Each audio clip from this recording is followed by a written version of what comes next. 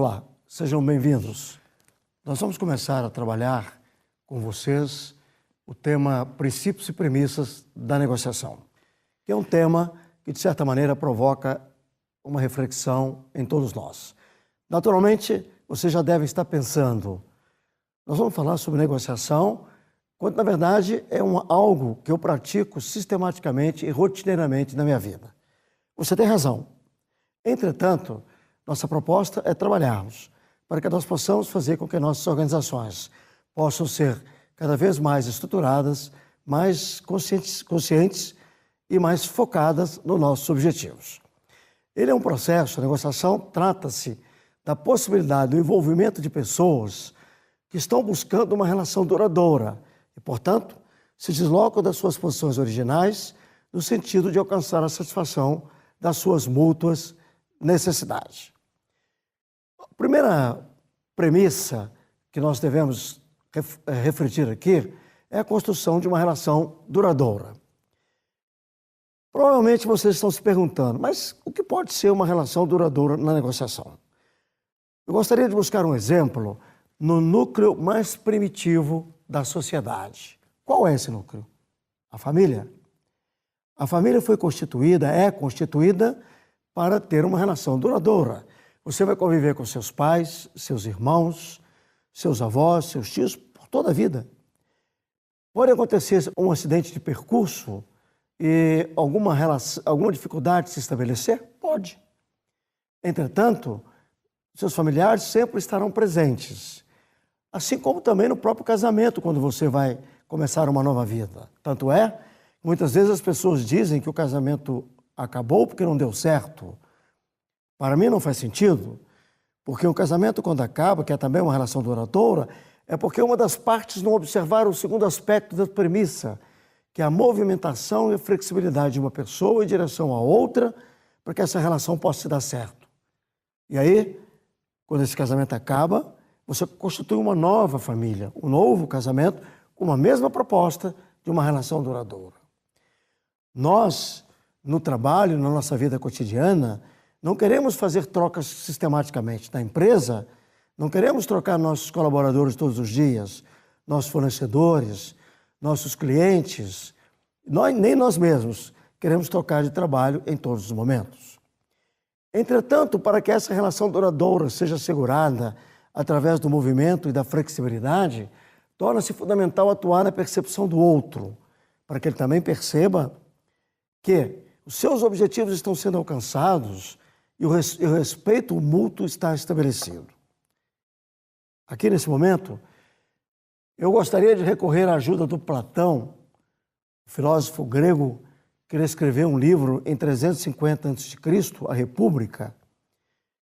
E essa metáfora, essa alegoria que ele escreveu, nos mostra claramente o que significa construir uma relação duradoura e atuar na percepção do outro. É uma alegoria muito simples.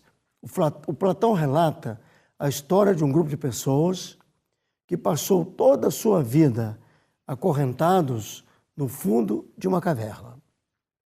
Lá, eles interagiam com sombras que eram projetadas na entrada da caverna por uma fogueira que ali existia, e passavam pessoas carregando objetos, animais, e aqueles cidadãos lá do fundo da caverna interagiam, conversavam o tempo inteiro com essas sombras. Até que um determinado dia, um deles, o mais ousado, resolveu romper a corrente para ir lá fora ver o que acontecia. Na primeira colocação, o Platão nos leva a refletir de qual seria o significado, o sentido para aquelas pessoas lá no fundo da caverna, com aquelas sombras que eles interagiam. O Platão chama a atenção que as sombras significavam a vida para eles, portanto, a realidade e como eles percebiam o mundo.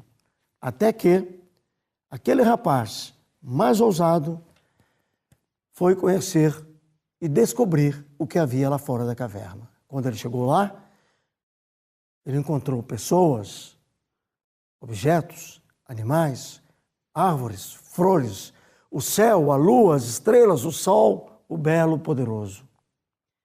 E aí, diante de uma situação completamente desconhecida, ele experimentou uma emoção paralisante, que é o medo.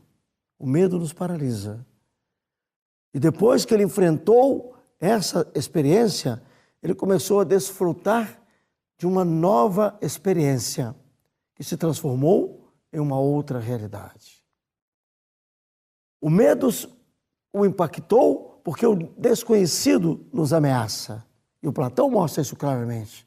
Tanto é que ele reforça e induz uma reflexão. A busca do novo é dolorosa, mas é prazerosa.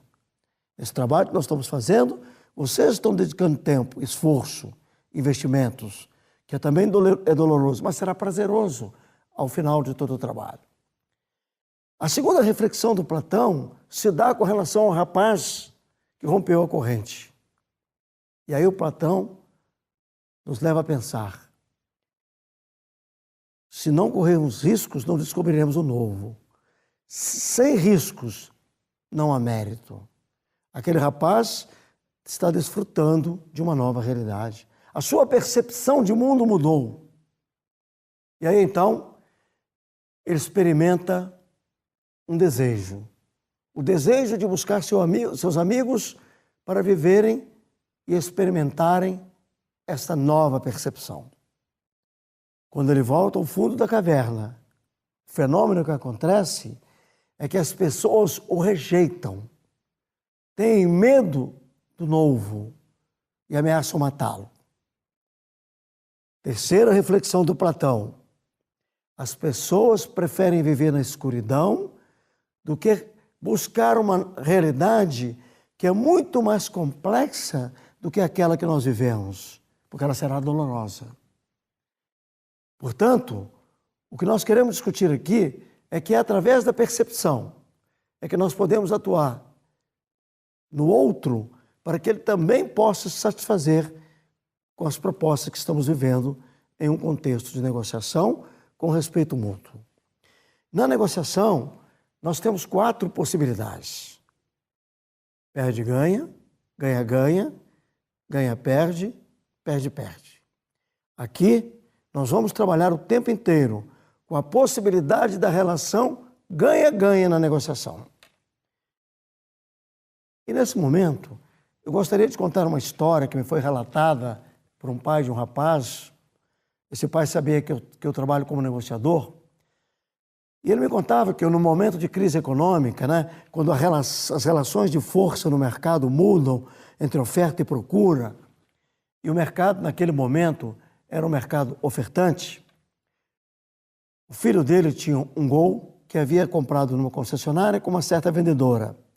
E ele resolveu voltar àquela concessionária de origem, sabendo que o mercado era um mercado ofertante, poderia fazer um bom negócio, procurou aquela vendedora para negociar essa operação. Pediu a ela que lhe fizesse um bom preço, considerando a realidade de mercado. A vendedora competente, inteligente, pediu a ele um tempo, refez os cálculos e mostrou a ele qual era o preço que poderia oferecê-lo.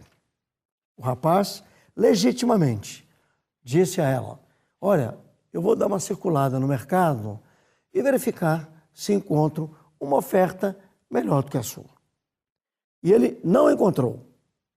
Montou então um preço fictício para voltar à concessionária e negociar com aquela vendedora. O pai dele me dizia: eu até fui com meu filho para dar a ele apoio moral, mas não precisava, ele é um excelente negociador. Esse rapaz então disse para a vendedora que havia encontrado um preço melhor, legítimo do ponto de vista da negociação.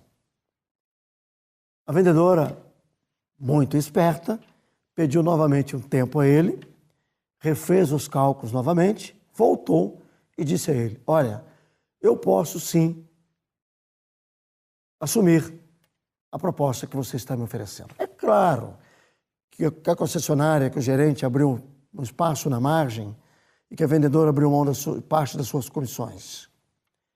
E o rapaz, então, assinou o contrato pelo preço que ele havia montado ficticiamente. Quando terminou de assinar o contrato, ele virou para a vendedora e disse: olha, se você não tivesse me feito descontos, eu teria pago a você um preço, aquele primeiro preço que você me ofereceu, que era o melhor preço do mercado. Quando o pai dele me contou, eu até arrepiei.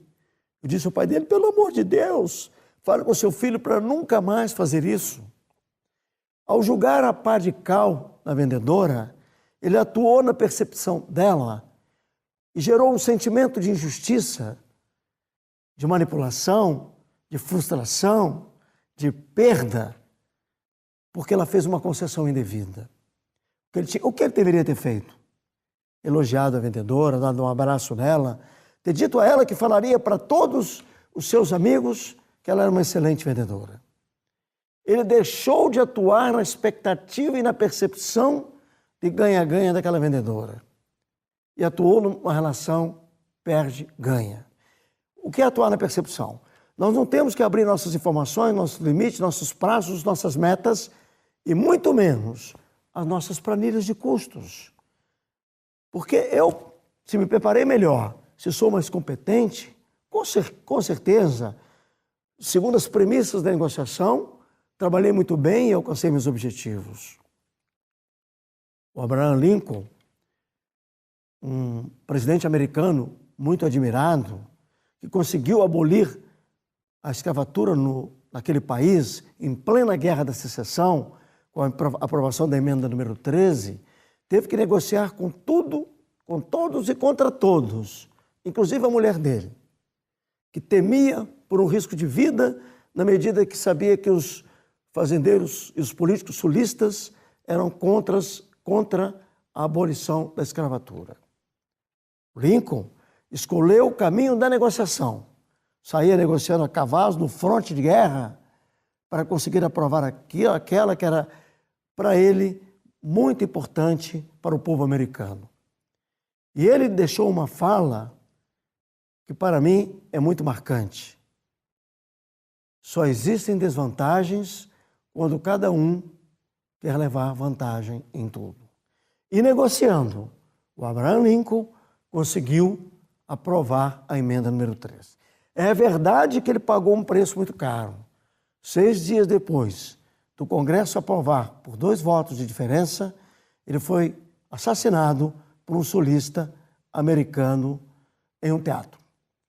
Mas vejam, ele optou por um caminho onde todos ganharam. E é exatamente sobre isso que, nesse momento, eu estou trabalhando com vocês. A negociação é a possibilidade de construir uma relação duradoura, tal como citamos como exemplo a família como célula primitiva da sociedade. Isso pressupõe deslocarmos das nossas posições originais em direção ao outro, que significa o meio da negociação. Com isso, nós iremos garantir a atuação na percepção das partes envolvidas para que ambos estejam satisfeitos, assegurando um respeito mútuo. E isso nos levará, como vimos, à possibilidade da relação ganha-ganha diante de 4 possibilidades que existem no contexto da vida, porque nós passamos pela vida negociando o tempo inteiro. Desde que nascemos até quando morremos. O bebê, quando nasce, que está no útero materno, ele já sofre o primeiro impacto quando é desconectado o cabo USB dele com a sua mãe. E aí, a partir do nascimento, quando ele é protegido contra o frio e vai para o bercinho, ele já se dá a primeira possibilidade de negociação, que é quando ele chora porque está com fome. Antes ele não sentia nada, porque ele estava conectado por um cabo USB. E a gente passa pela vida negociando. Quando criança, nós trocamos uma bola de gude por uma figurinha, uma bola de futebol por uma chuteira. As meninas trocam a casinha de boneca por uma roupinha de boneca. A gente depois negocia na família, na escola, no trabalho. As mulheres continuam negociando a vida inteira. Negociam com as suas amigas, trocando acessórios para ir a uma festa. E diz Santo Tomás de Aquino que a gente, até na hora de morrer, nós temos possibilidade de negociarmos.